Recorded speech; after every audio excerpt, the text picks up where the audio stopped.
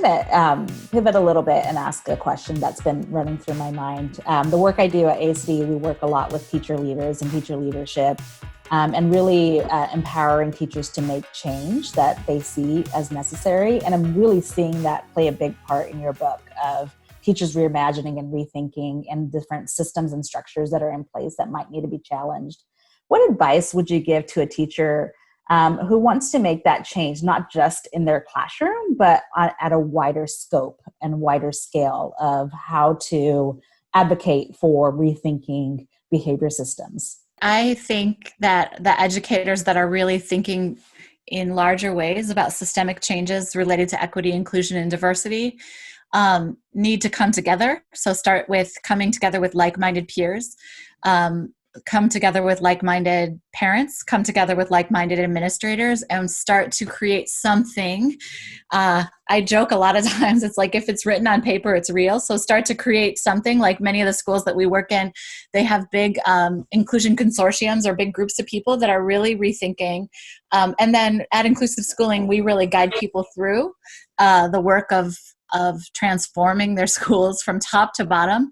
But you don't have to work with Inclusive Schooling to do that. I recommend coming together, though, first with like-minded people and then getting the support you need to do the work. The only thing I would add to that, I completely agree. You got to find those allies, those people to support, to sort of talk through the issues.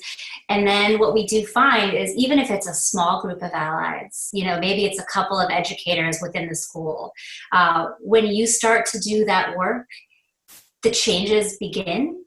And then other educators around the building are interested into, oh, your approach is different. What are you doing? How can I take that on? And then we find a little bit of a ripple effect can sometimes occur, which can then grow your like-minded folks and then maybe have a stronger case when you go to the top or a director or a principal to say, we'd really like to make some of these changes more systemic. And part of the reason we're so excited that this book is going to be an ASCD member book is because it's going to get out to all the membership right away.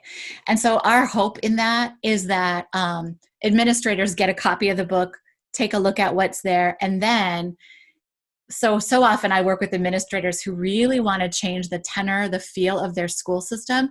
And so what we're hoping happens is people say, all of our educators need this particular book.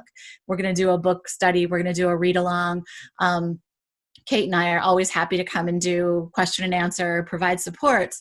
The point being, we want this to be the language of a school system.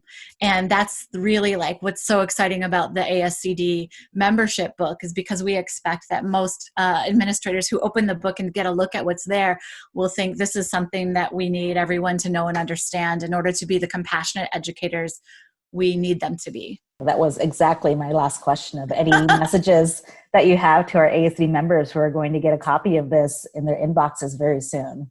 So if anything else you have to add? It is really important that an educator in your school system read this book, but better yet, if multiple educators in your system read this book. When that happens, you can start to utilize this book as a change agent in your school. And so kind of it goes back to the question before this, which is how do we help those that really want to see these kind of changes? I think starting with a common vocabulary, a common way of thinking, a common thought piece in front of them is really going to kickstart the work. And then from that point on, we're planning to do all kinds of supports. Kate and I have planned to do online supports for folks that go along with this book. So there will be all kinds of ways that you can access real-time support. But I feel like it's critical for people to think about how can we get everybody in our system reading this work. And just listening to you guys speak about the passion that you have for the issue of supporting students, I think the timing couldn't be better.